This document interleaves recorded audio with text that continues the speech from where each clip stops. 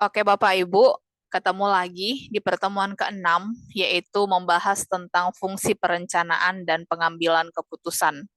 Jadi, di dalam yang namanya manajemen, tidak terlepas dari yang namanya perencanaan dan pengambilan keputusan.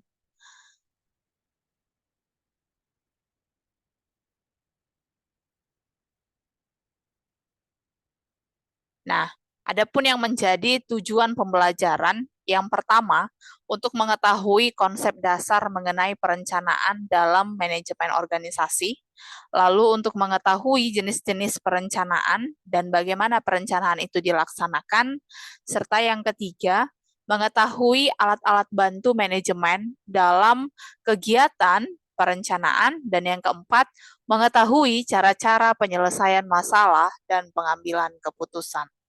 Apa sebenarnya pengertian dari perencanaan? Menurut Robbins dan Coulter pada tahun 2002, perencanaan atau planning itu adalah sebuah proses yang dimulai dari penetapan tujuan organisasi, menentukan strategi untuk pencapaian tujuan organisasi tersebut secara menyeluruh, serta merumuskan sistem perencanaan yang menyeluruh untuk mengintegrasikan dan mengkoordinasikan seluruh pekerjaan organisasi hingga tercapainya tujuan organisasi. Jadi Bapak Ibu, bicara tentang perencanaan, bagaimana ini merupakan tahap awal Bapak Ibu. Tahap awal ketika kita akan melakukan sesuatu, kita harus membuat perencanaan dulu. Begitu juga dengan manajemen. Jadi di dalam perencanaan itu ya harus pertama sekali dilakukan adalah penetapan tujuan organisasi. Kita harus tetapkan dulu apa sebenarnya yang menjadi tujuan organisasi. Tidak hanya tidak mendetail, tapi yang menjadi tujuan utamanya. Ya, ketika tujuan utamanya sudah ditemukan, baru kita cari strategi. Ya, nah setelah merumuskan sistem perencanaan yang menyeluruh, ya, lalu kita mulai memikirkan bagaimana supaya perencanaan eh, yang kita susun itu dia dapat dilakukan ya dengan baik, maka diperlukan yang namanya koordinasi ya. Oke. Perencanaan dapat dilihat dari tiga hal, yaitu proses, fungsi manajemen, dan pengambilan keputusan. Menurut Ernie dan Kurniawan pada 2005, dari sisi proses, fungsi perencanaan adalah proses dasar yang digunakan untuk memilih tujuan dan menentukan bagaimana tujuan tersebut akan dicapai jika dilihat dari sisi proses. Kalau dilihat dari sisi fungsi manajemen, perencanaan itu adalah fungsi di mana pimpinan menggunakan pengaruh atas wewenangnya untuk menentukan atau merubah tujuan dan kegiatan organisasi. Nah, kalau dilihat dari sisi pengambilan keputusan, perencanaan merupakan pengambilan keputusan untuk jangka waktu yang panjang atau yang akan datang mengenai apa yang akan dilakukan, bagaimana melakukannya, dan siapa yang akan melakukannya. Di mana keputusan yang diambil itu perlu tentu sesuai hingga implementasi perencanaan tersebut dibuktikan di kemudian hari. Ya, jadi bicara tentang perencanaan itu bisa dilihat dari tiga sisi, proses, fungsi manajemen, dan pengambilan keputusan. Nah, apa sebenarnya yang menjadi fungsi dan manfaat dari perencanaan? Ya, dengan adanya perencanaan kita bisa melihat arah organisasi. Ya, jadi perencanaan ini menjadi pengarah organisasi. Kita mau mencapai apa yang harus kita capai gitu ya. Lalu minimalisasi ketidakpastian. Dengan adanya perencanaan, ya, dengan adanya perencanaan, kita mengetahui dengan pasti apa yang harus kita lakukan, ya. Lalu yang ketiga, minimalisasi inefisiensi sumber daya. Dengan perencanaan juga Bapak Ibu, ya, yang namanya efisien itu pasti akan benar-benar diperhitungkan ya. Jadi kemungkinan untuk terjadinya inefisiensi ya penggunaan sumber daya yang dimiliki perusahaan itu sangat kecil. Lalu selanjutnya, penetapan standar dalam pengawasan kualitas. Jadi dengan perencanaan, kita bisa melakukan pengawasan. Kenapa? Ya, karena di dalam perencanaan sudah sekaligus kita juga menentukan yang namanya standar. Ya, oke. Lalu apa sebenarnya syarat dari perencanaan? Sebuah perencanaan harus faktual dan realistis, ya. Faktual dalam arti harus sesuai dengan kondisi dan dia realistis, ya. Realistis berarti memang benar-benar mampu dilakukan, ya. Lalu logis dan rasional, lalu fleksibel, lalu ada komitmen, lalu komprehensif atau menyeluruh. Inilah yang menjadi syarat dari sebuah perencanaan. Nah, peran tujuan dan rencana dalam proses perencanaan. Tujuan pada dasarnya adalah hasil akhir yang akan diharapkan, yang dapat diraih atau dicapai oleh individu, kelompok, atau seluruh organisasi. Sedangkan rencana itu adalah segala bentuk konsep dan dokumentasi yang menggambarkan bagaimana tujuan akan dicapai dan bagaimana sumber daya perusahaan akan dialokasikan. Ya, jadi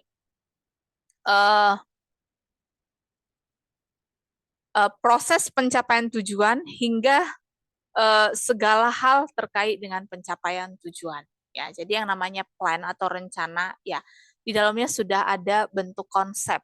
Ya, bentuk konsep sebenarnya apa yang menjadi tujuan kita, gitu ya. Lalu apa kira-kira yang akan dicapai? Lalu bagaimana penggunaan dari sumber daya yang ada? Ya. Oke, jenis-jenis tujuan. Jadi kalau dilihat jenis-jenis tujuan, ada yang berdasarkan jumlah, berdasarkan kejelasan, berdasarkan keluasaan, dan waktu pencapaian. Jadi terdiri dari 3 untuk jenis tujuan. Yang pertama, berdasarkan jumlah. Ya, ada tujuan tunggal, ya tujuannya hanya 1. Ya, lalu ada yang tujuannya banyak, itu disebut dengan multiple goals. Lalu ada berdasarkan kejelasan, tujuan yang dinyatakan dan tujuan yang aktual atau nyata. Ya, kejelasan, jelas nggak tujuannya, kira-kira seperti itu ya Bapak Ibu. Lalu berdasarkan keleluasaan dan waktu pencapaian. Nah, tujuan strategis, ada tujuan taktis, dan ada tujuan operasional.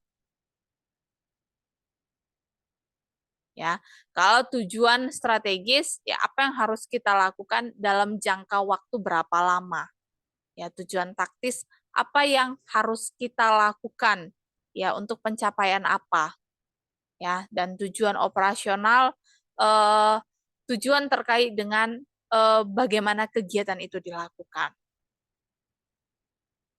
Lalu ada jenis-jenis rencana Bapak Ibu berdasarkan keluasaan waktu dan pencapaian. Ada rencana strategis, itu rencana jangka panjang, rencana taktis jangka menengah, dan rencana operasional jangka pendek. Kalau berdasarkan kejelasan ada rencana spesifik dan ada rencana direktif. Sedangkan berdasarkan frekuensi penggunaan, ya, ada rencana sekali pakai dan ada rencana yang dipergunakan secara terus-menerus. Bagaimana sebenarnya hubungan antara rencana dan tujuan? Ya, jadi bicara tentang rencana dengan tujuan itu memiliki keterkaitan. Oke, kita bicara dulu. Rencana operasional itu untuk mencapai tujuan operasional jangka pendek. Ya, lalu naik tingkat menjadi yang namanya rencana taktis. Ya, mencapai tujuan taktis jangka menengah. Lalu rencana strategis untuk mencapai tujuan strategis itu jangka panjang, ya. Nah, yang pada akhirnya rencana strategis dan tujuan strategis itu yang akan menjadi tujuan organisasi. Oke, pendekatan dalam penetapan tujuan. Ya, jadi ada dua pendekatan yang dilakukan untuk menetapkan tujuan. Yang pertama pendekatan traditional goal setting. Lalu ada pendekatan manajemen berdasarkan sasaran atau tujuan, manajemen by objective. Kita akan bahas satu-satu Bapak Ibu, ya. Yang pertama, pendekatan tradisional dalam penetapan tujuan. Ya. Nah, tujuan manajemen puncak, ya maka kita memerlukan peningkatan kinerja perusahaan. Lalu ada tujuan manajemen divisi, kami ingin melihat peningkatan signifikan pada keuntungan dalam divisi kami. Lalu tujuan manajemen departemen, tingkatkan keuntungan bagaimanapun caranya, dan tujuan pekerja secara individual, jangan khawatirkan kualitas, bekerjalah dengan cepat. Ya, ini kalau dilihat pendekatan secara tradisional. Jadi setiap tingkatan manajemen itu ada tuntutannya. Ya, ada tuntutannya. Nah, lalu selanjutnya ada pendekatan MBO. Ya. Nah, bisa kita lihat ada pimpinan dan bawahan. Ya. Ada perencanaan bersama, ada pelaksanaan pada setiap pihak, lalu ada evaluasi bersama.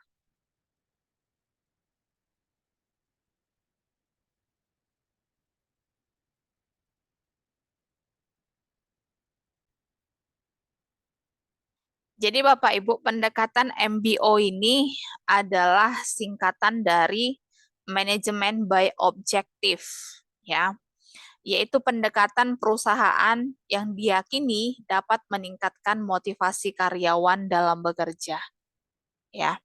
Jadi pendekatan MBO ini merupakan salah satu pendekatan yang dilakukan oleh perusahaan yang dinilai itu mampu meningkatkan motivasi dari karyawan, ya, motivasi kerja dari karyawan. Nah, bagaimana melakukannya?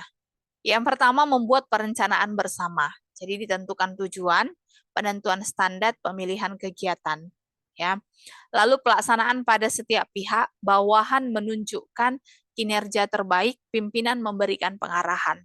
Lalu dilakukan evaluasi bersama, analisa hasil yang dicapai, mendiskusikan akibat dari hasil yang dicapai, lalu memperbaharui siklus MBO.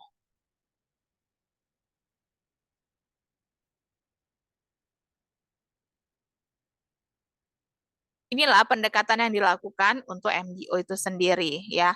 Lalu apa yang menjadi kekuatan dan kelemahan MBO? Bisa kita lihat kekuatannya, ya. MBO melakukan integrasi fungsi perencanaan dan pengawasan ke dalam suatu sistem yang rasional dalam manajemen. Lalu MBO mendorong organisasi untuk menentukan tujuan dari tingkatan atas hingga tingkatan bawah dari manajemen. Lalu memfokuskan pada hasil akhir daripada niat yang baik maupun faktor personal. MBO juga mendorong adanya manajemen diri dan komitmen dari setiap orang melalui partisipasi pada setiap tingkatan manajemen dalam penentuan tujuan. Apa yang menjadi kelemahannya? MBO dianggap terlalu menyederhanakan kegiatan dengan berusaha untuk menyelesaikan segala sesuatu. MBO secara tepat akan ditolak oleh manajer yang memiliki gaya otoriter, yang bisa saja disebabkan karena orang-orang yang bertipe X dari McGregor, ya, dan oleh mereka yang menerapkan birokrasi yang tidak fleksibel dan ketat. Lalu MBO juga memerlukan banyak waktu dan usaha dalam implementasinya. MBO dapat menjadi tantangan bagi manajer yang kurang memiliki kualifikasi yang baik, ya. Jadi MBO ini mempunyai kekuatan dan kelemahan seperti yang sudah disebutkan. Nah, ada beberapa alat bantu untuk membuat perencanaan Bapak Ibu. Yang pertama adalah bagan arus atau flow chart, lalu ada bagan gun chart, dan ada jaringan PET atau PET network. Ya, ini salah satunya contoh bagan arus, ya. Jadi dimulai dengan pertanyaan apa sebenarnya yang diperlukan. Ya, kalau ketika dipandang contohnya seperti gambar ini ya, perlu buku bacaan, lalu jawabannya tidak. Ya, kalau tidak maka berhenti, tidak dilanjutkan. Lalu jika ya, maka beli buku bacaan. Ya, nah setelah membeli buku bacaan, ya eh, buku bacaan apa yang diinginkan? Ya, lalu membaca buku yang diinginkan maka selesai. Ya, lalu di bawah bisa kita lihat dia dikatakan beli buku bacaan. Dia tidak pengen beli buku, dia tidak mau beli buku bacaan. Ada solusi lain, yaitu dengan apa? Meminjam. Dengan meminjam dia bisa membaca buku yang diinginkan. Dengan membeli juga dia bisa membaca buku yang diinginkan. Ya, jadi untuk membaca buku yang dia inginkan, dia punya dua alternatif, yaitu dengan meminjam atau membeli. Yaitu salah satu contoh bagaimana kita membuat ya perencanaan. Oke, selanjutnya ini adalah contoh Bagangan ya, yaitu bagian yang diarsir itu menunjukkan waktu pengerjaan. Ya, bisa kita lihat ya, ketika membuat perencanaan kapan harus melakukan pembelian bahan baku, kapan harus melakukan proses produksi, lalu ada penggudangan, lalu ada pengiriman. Ya. Lalu juga bisa dibantu dengan jaringan pad. Ya. Bisa kita lihat kotak persegi itu artinya kegiatan yang aktivitas dalam kerangka pad, di mana pada contoh di atas dapat memerlukan waktu pengerjaan antara 1 hari hingga 7,5 hari. Lalu kejadian-kejadian yang dia berbentuk lingkaran, kejadian-kejadian yang menjadi indikator sebelum kegiatan dilaksanakan. Misalnya setelah kejadian A terjadi, maka pengerjaan kegiatan 1 dapat dilaksanakan dan seterusnya. Ya. Lalu TE itu adalah waktu pengerjaan kegiatan. Ya. Jadi dari contoh di atas bahwa waktu pengerjaan berdasarkan TE yang berbeda-beda dari mulai 1 hari hingga paling lama 7,5 hari. Ya. Jadi secara keseluruhan contoh pengerjaan berdasarkan jaringan pad di atas akan membutuhkan waktu selama 21,3/4 hari. Yaitu dengan menjumlahkan salah satu jalur jaringan untuk waktu yang terpanjang. Ya. Oke. Penyelesaian masalah dan pengambilan keputusan. Ya. Masalah versus gejala. Bisa kita lihat ya. Nah, bagaimana kita bisa melihat gejala dari masalah tersebut ya. Jadi ketika kita ingin menyelesaikan suatu masalah ya, kita harus lihat dulu masalahnya masalahnya di mana ya, letak masalahnya di mana. Lalu bagaimana kita mengambil keputusan. Jadi faktor yang pertama yang kita lakukan adalah menentukan faktor penyebab. Kenapa masalah itu bisa terjadi? Ya. Lalu kita lakukan pendekatan dalam penyelesaian masalah. Pendekatan dalam arti kita tentukan beberapa pendekatan yang kira-kira bisa menyelesaikan masalah tersebut. Ya. Nah, lalu pengambilan keputusan atas alternatif penyelesaian masalah, ya. Dari beberapa alternatif yang sudah kita tentukan, maka kita lihat plus minusnya. Maka kemudian kita cari apa yang paling menguntungkan. Ya. Apa yang solusi apa yang terbaik? Solusi apa yang nantinya tidak menimbulkan masalah kembali? Ya. Nah, lalu bagaimana lingkungan dan pengambilan keputusan? Bagaimana sebenarnya pengaruh dari lingkungan ya terhadap pengambilan keputusan? Jadi keputusan pada saat keadaan yang pasti. Jadi dalam mengambil keputusan Bapak Ibu ada beberapa situasi yang memang kita harus mengambil keputusan. Ada keputusan yang pada saat keadaan yang pasti. Kalau saya ambil A, pasti situasinya akan seperti ini. Tetapi keputusan pada saat keadaan yang tidak pasti. Kalau saya ambil A, kita nggak tahu ke depannya bagaimana, gitu ya. Kita nggak tahu efeknya apa, impact-nya apa, gitu. Lalu keputusan pada saat keadaan mengandung resiko, ya. Mengambil keputusan di saat memang benar-benar semua alternatif mengalami resiko. Ya, kalau saya lakukan ini akan terjadi seperti ini. Kalau saya lakukan ini akan terjadi seperti ini. Kira-kira seperti itu. Ya. Nah, lalu selanjutnya proses pengambilan keputusan. Bicara tentang proses pengambilan keputusan Bapak Ibu, ya. Ada investigasi situasi. Lalu yang kedua, yang investigasi situasi terdiri dari identifikasi masalah, mendiagnosa penyebab, lalu mengidentifikasi tujuan dari keputusan yang akan diambil, lalu penentuan alternatif, yaitu identifikasi berbagai alternatif keputusan, mengevaluasi belum dilakukan pada tahap ini, ya. Lalu penilaian alternatif dan penentuan keputusan, evaluasi dan penilaian alternatif yang ada, penentuan alternatif yang terbaik.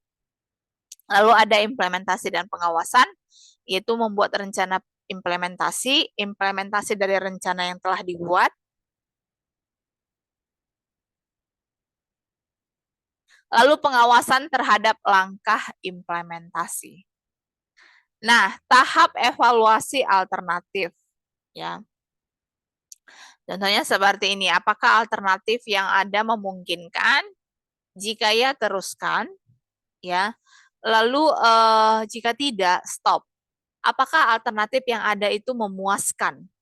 Ya, jika ya, teruskan. Apakah alternatif yang ada itu memberikan kemungkinan hasil yang positif atau netral? Jika ya, lakukan evaluasi lanjutan. Nah, bagaimana sebenarnya keterbatasan dalam pengambilan keputusan? Ya, keterbatasan pengambilan keputusan, ya, yang rasional, ya, keterbatasan dalam pengambilan keputusan itu terkait dengan keterbatasan sumber daya. Terlalu banyak informasi yang diterima. Lalu keterbatasan ingatan, dan masalah keahlian. Tidak semua orang bisa mengambil keputusan dengan baik dan tepat, ya. Nah, itu maka bicara tentang keahlian, Bapak Ibu. Nah, bagaimana untuk memperbaiki keputusan? Ya, yang pertama penggunaan aturan terhadap alternatif keputusan dengan mengutamakan kriteria prioritas dan kriteria minimum.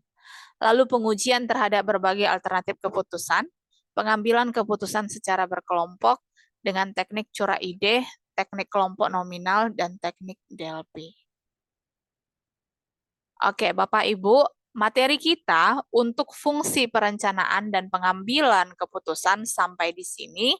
Jika ada Bapak Ibu hal-hal yang ingin ditanyakan, bisa kita sharingkan di grup WhatsApp, ya, terkait dengan materi ini. Mungkin jika ada hal-hal yang Bapak Ibu tidak pahami, silahkan dibahas di grup WhatsApp, dan jika Bapak Ibu